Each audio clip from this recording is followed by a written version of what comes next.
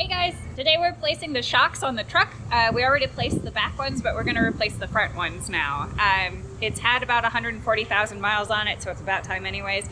But we're also hoping that the new shocks will help us on the smoothness of our ride the next off-roading adventure. So here we go.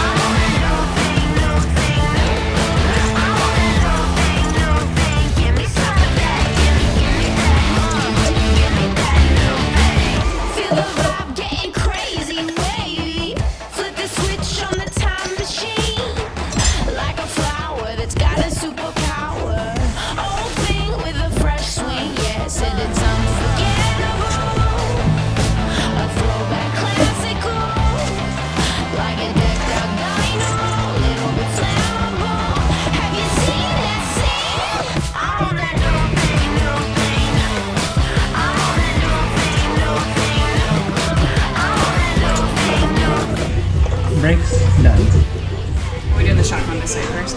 Sure.